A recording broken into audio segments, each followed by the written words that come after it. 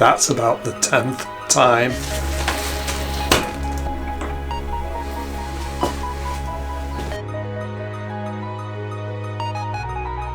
If you've been following the playlist, you'll know that last time I had a good look at the carbs for this bike, and the time before that we actually got the engine back in the frame. So I've got very few excuses now to not pull my finger out and get it actually started. Things that are standing in my way. I need to reinstall the oil pipes and the oil filter and put some oil in it. Need the exhaust on it. I need to have another check over of the wiring. Then I need to put those carbs on. At that point, it should start to get very exciting. As you know, I bought this as a parts bike really, and ended up where it became the main project bike. There's been some things turned up along the way, such as the engine work that was required that surprised me, but hey, I've enjoyed doing it. It's just that I'm now 6 months on from where I thought I might have been with this bike. I thought it was going to be more cosmetics rather than fundamentals. Still quite a bit to do, but this time I should end up where it's virtually ready to start. I'll probably put that into the next video if I don't find any problems. And as you know, I have found problems.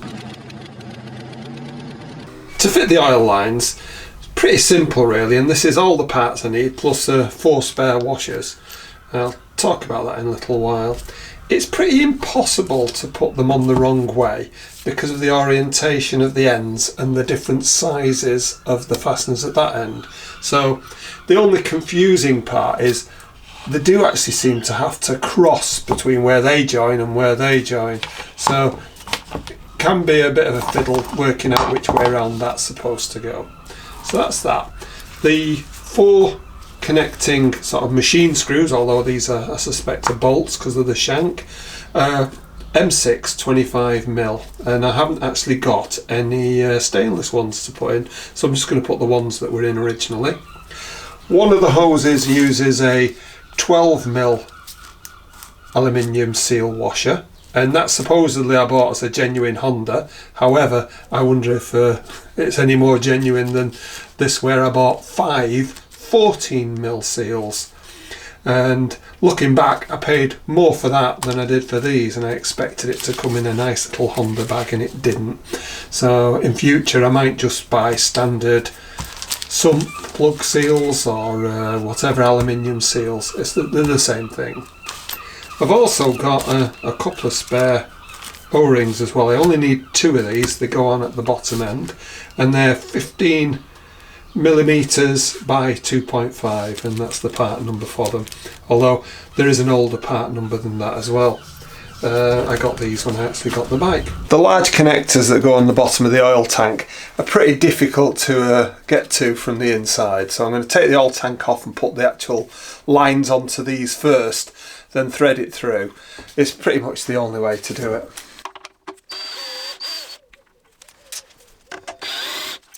Try not to lose the bits. And while it's off, I'll probably have a go at tidying up some of the electrics behind as well. There we go. These actually cross over, and you've got to watch out that that one goes over the top of that one when it actually goes onto the bike. So this one is the 14.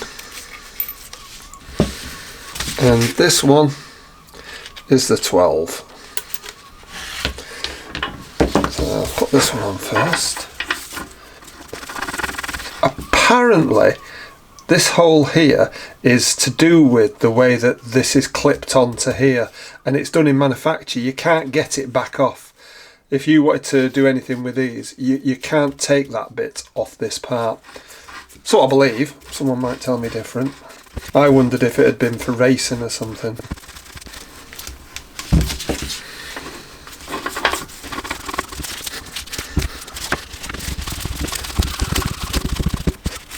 And I haven't got the right spanner for this, so I use a big adjustable.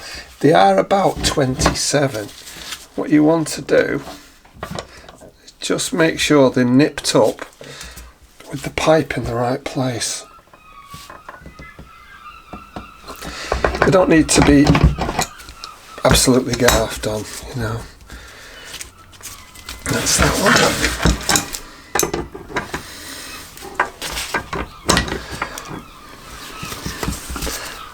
And you might want to try it on the bike just before you do a final commitment. So perhaps do that.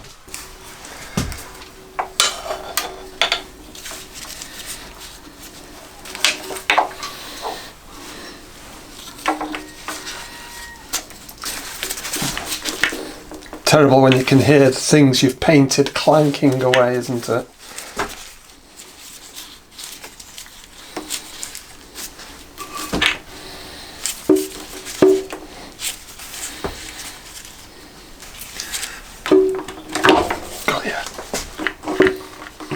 He says, lying.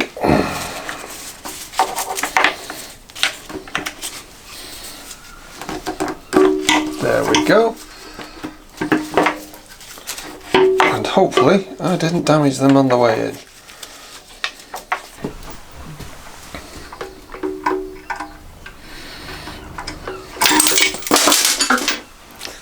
That's about the 10th time.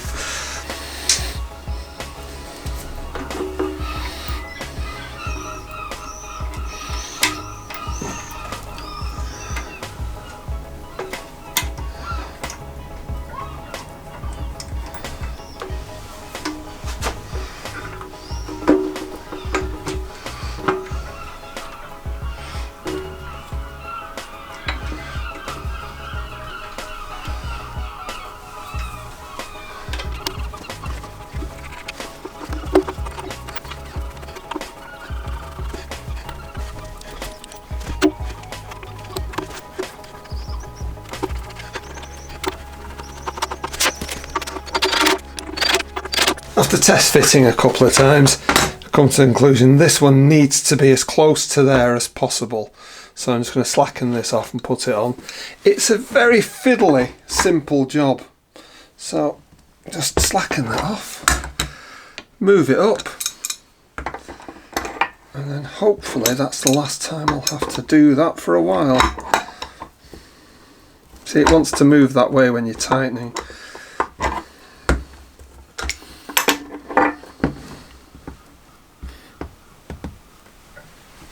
I think I'm happy with that now. Yeah.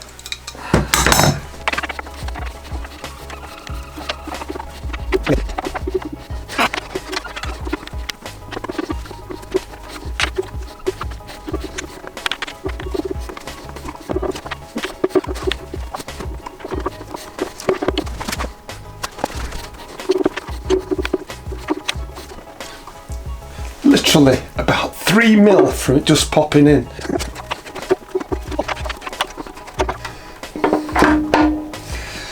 Thank God for that.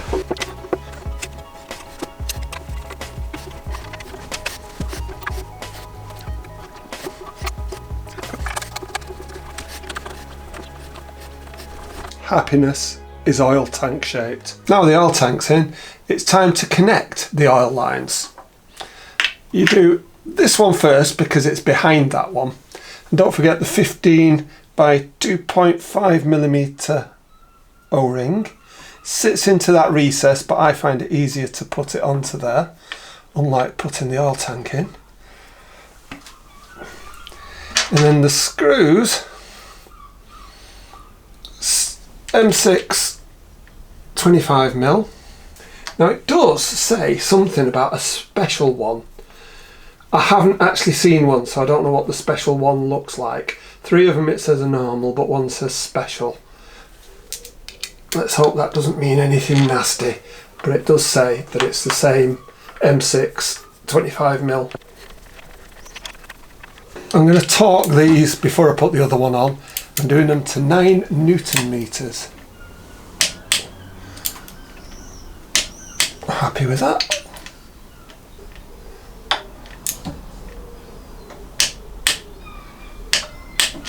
Then on to the second one, not forgetting the 15 2.5.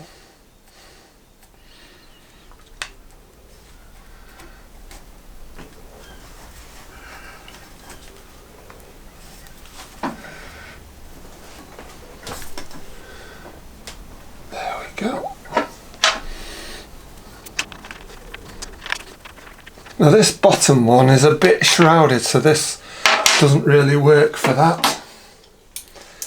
Luckily, I've got a thinner one as well. And again, I'll torque these up to 9 Newton meters.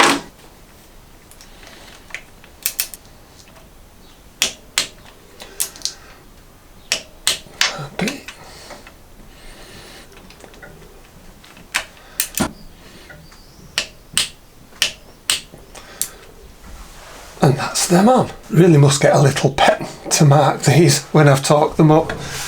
Keep thinking about it every time I do it. This is an exciting time. They've been hung up there for ages. Let's hope they've not rusted away.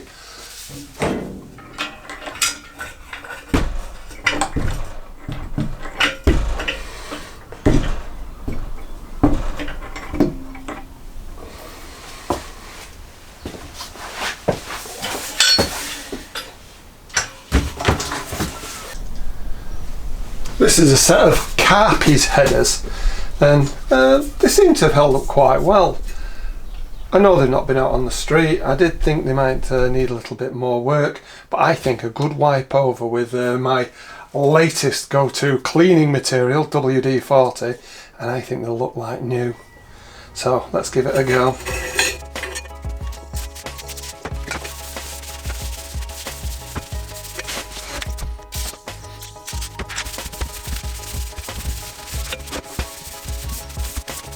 I'll have to make sure nothing's taken up residence inside, but they're in for a rude eviction if they are.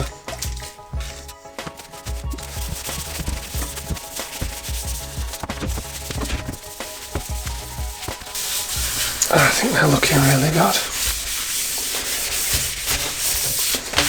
And just imagine how much smoke will come off them from that WD-40 when they're running. Because there's a no sense stand and this is a set of pipes that won't work with a sense stand, I'm going to see if I can just split this off so I can put the headers on so that it'll work with the stand that I've got it on at the moment, and I'll put this part on when I actually get it down onto its wheels. Let's see how easily this comes apart.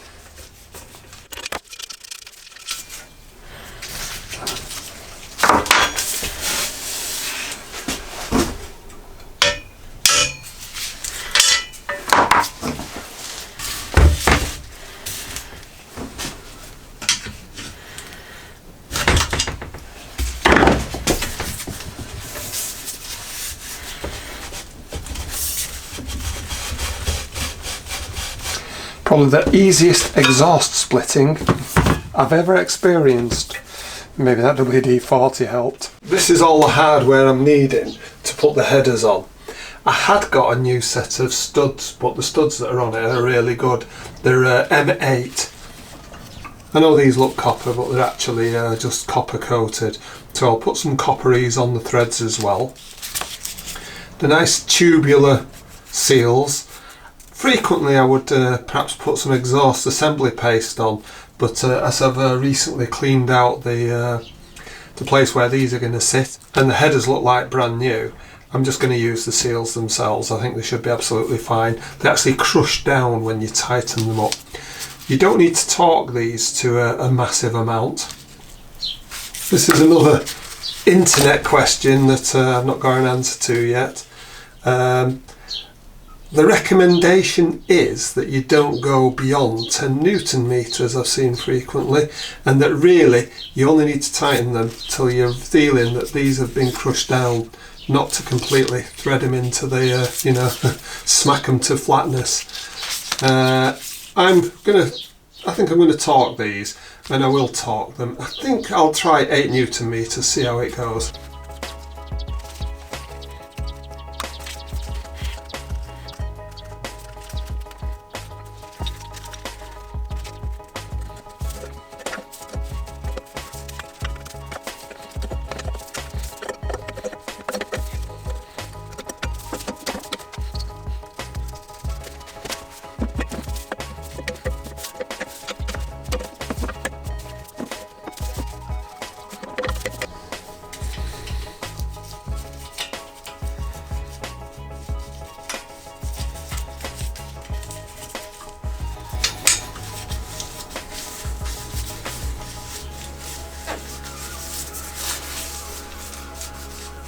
I'll just snug these down now, a little bit at a time. I won't go mad.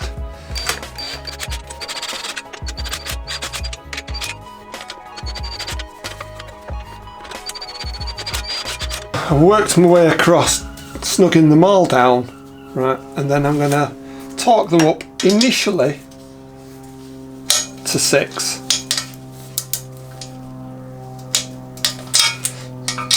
So I'll do them all to 6,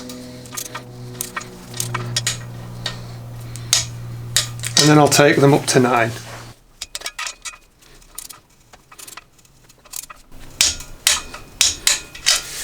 That's them all tightened to 9 now, so we'll see how that goes on. Don't they look pretty with these copper nuts on? I really like them. Look good against the black. Next thing is to get the carbs on. So what I've done is I've just put the rubbers in hot water to soften them up. I have in the past used wintergreen to soften them even further, but I think for these they don't look in such bad condition. That bit of warmth in them. I've also given the clips a clean. I was looking at using new ones, however the original ones seem to be in reasonable nick, so I'm just going to reuse them for now. Not too worried about the cosmetics, I just want it to work. Use fairly hot water, and it makes them nice and soft. They won't stay soft for very long, but that's enough to put them on. Obviously it makes a lot of sense to take out the protective little bits of paper towel I've put in. And as I'm reusing these, they're all numbered 1 to 4, although the middle one looks like a Z and an E. And there are witness marks, so I can see which way they went back onto the engine, because there's like a hex. So I know the number goes to the top, so that's number 1, and number 1 goes on there. Now they will have to be twiddled, but if you get the number straight up, the chances are they'll be pretty close. Putting on carbs can be a real pain. I also put a very little bit of silicone oil onto here as well.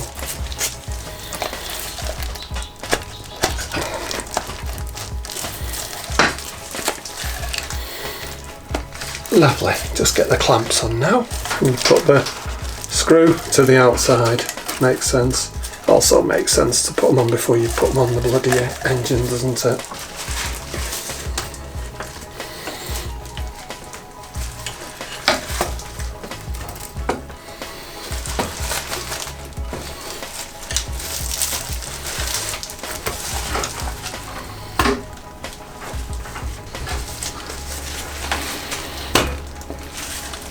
Dramatically, no problem whatsoever.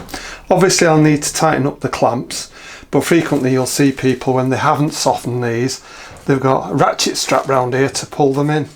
Looks like they went in pretty easily. That's the carbs in place. I've tightened all of the clamps to make sure there's no air leaks, and that's something you need to be wary of, because if you have any splits in these, the bike will run really badly. But I'm very pleased with them.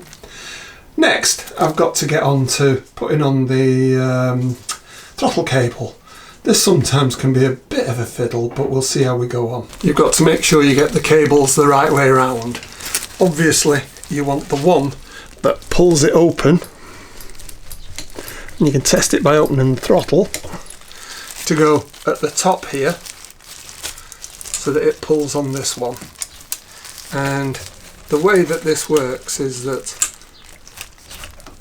this bit gives you the adjustment really of in and out.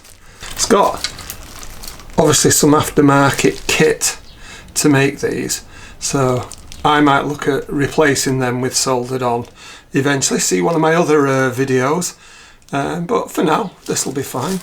Right. What the bottom one does is actually pull it closed, so when you open the throttle, this one opens and this one allows it to pull back, as you can see. So I've now got to get that into here and then this into the adjuster on here. After a bit of fiddling, I came to the conclusion that this one has been cut too long. So what I'm going to do is initially I'm going to cut it so that the outer is there, so everything moves up. Then I'll move the actual part at the end up to make sure it's going to fit, and then I'm going to solder on, just like I've done in the past, a brass nipple rather than one of these.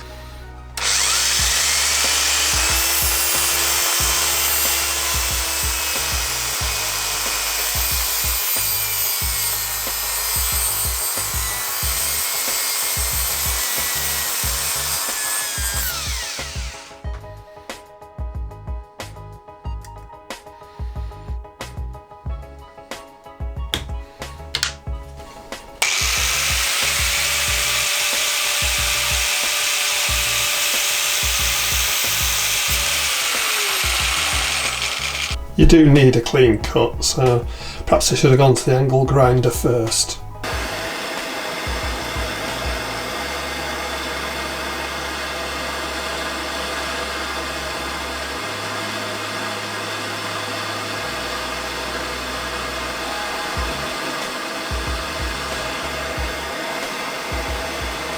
Not the prettiest job, but it's not coming off. Right, let's get that put on.